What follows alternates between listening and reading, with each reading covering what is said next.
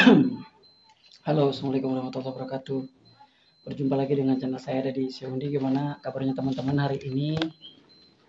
Semakin baik dan semakin sangat baik. Itu yang saya harapkan dari teman-teman. Mudah-mudahan pada hari ini teman-teman sudah sehat semua, sudah baik semua, sudah bisa makan enak, sudah bisa tidur nyenyak, dan sudah bisa beraktivitas seperti biasa. Teman-teman, untuk mendukung channel ini silahkan di subscribe dulu. Ya, saya hitung sampai 3, 1, 2, 3, subscribe. Terima kasih yang udah ya. Kemudian nyalakan juga loncengnya, notifikasinya, bagikan video ini, semoga bisa membantu teman-teman untuk keluar dari anxiety disorder dan psikosomatis ini. Karena channel ini hanya membahas tentang anxiety disorder, psikosomatis, serta asam lambung. Ya, oke teman-teman, kali ini saya akan mencoba membahas 6 hal penghambat kesembuhan teman-teman. Jadi ini yang saya rasakan dulu ya. Ini yang saya rasakan dulu ketika saya mengalami anxiety itu. Jadi beberapa hal ini justru menghambat untuk kesembuhan saya. Seharusnya saya sudah sembuh, ternyata saya nggak sembuh-sembuh atau belum sembuh-sembuh gitu kan. Akhirnya ketemu sama saya jawabannya. Dari mana sih sebetulnya ataupun apa saja yang menghambat untuk kesembuhan itu. Ternyata ada 6 hal setelah saya ingat-ingat gitu kan. Dan saya sudah catat walaupun dengan ini tulisan saya. Kelihatannya jelek ya, lagi malas tulisnya. Harusnya tulisan saya itu bagus. Oke teman-teman ya, hari ini cuacanya panas banget. Kalau kemarin hujan ya, sampai banjir tuh Serang ya.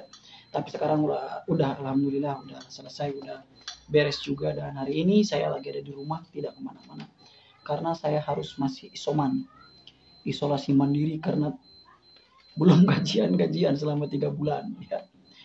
Kalau ada yang guru honor yang dari Kemenag mungkin paham ya dengan posisi seperti ini. Wah, pokoknya posisi yang betul-betul sedang diuji kalau guru honor itu ya.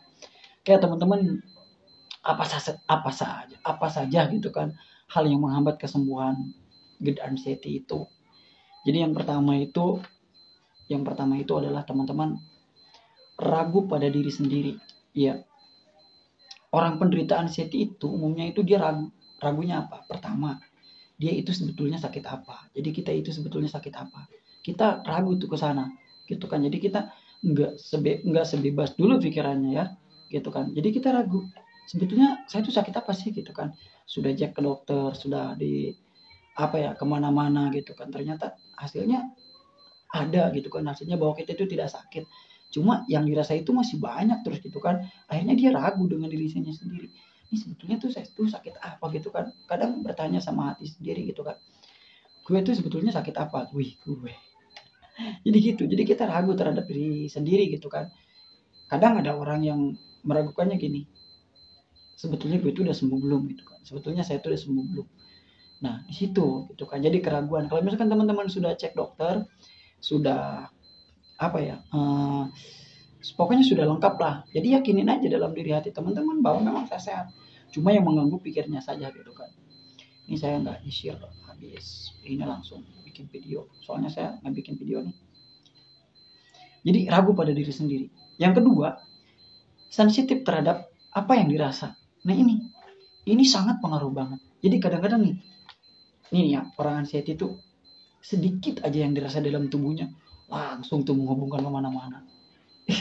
Jadi kadang dia ada di perut gua kenapa lagi gitu kan, langsung tuh sensitif, naik lagi ke perasaan. Nah itu jadi terlalu sensitif dengan apa yang dirasa.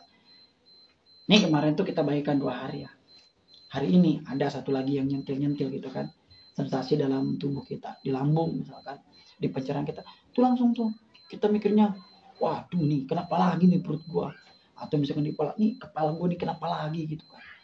Akhirnya gitu terus ya.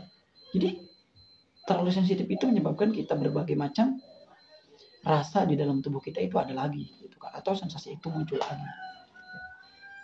Terlalu sensitif ya, kita itu terlalu sensitif mendengar kabar orang yang meninggal, kita yang ketakutan, keringat dingin, orang lain yang meninggal, kita yang ketakutan, orang lain yang sakit, kita yang macam-macam. Emang bener-bener ya. Nah, ini yang ketiga itu teman-teman dikelilingi orang yang kurang paham dengan sakit kita. Banyak orang yang cerita sama saya bahwa memang mereka itu dikelilingi orang-orang yang kurang mengerti dengan sakit kita gitu kan. Kadang ada orang yang sangat menyepelekan dengan keadaan kita. Bahkan mereka tidak mengerti dengan sakit kita. Bahkan mereka yang mungkin seolah-olah menganggap kita itu sehat, baik-baik saja gitu kan. Memang dong dari fisik kita sehat gitu kan. Tapi mereka nggak tahu apa yang kita rasakan. Kita nggak tahu apa yang kita pikirkan. Mereka tidak tahu dengan kondisi kita saat ini gitu. Itu saya dulu teman-teman. Saya itu ingin berteriak. Allah, pusing saya. Ngelihat orang lain ngelihat kita sehat, ngelihat kita bugar. Tapi dalam hati kita kan, ya Allah, semua dirasa di dalam tubuh kita. Itu hebatnya kita. Bahkan orang lain itu tidak mengerti dengan keadaan kita. Yang mengerti itu satu, orang yang terkena seperti kita. Yang kedua, mantan penderita seperti kita. Yang ketiga itu mungkin ahli di bidang seperti ini.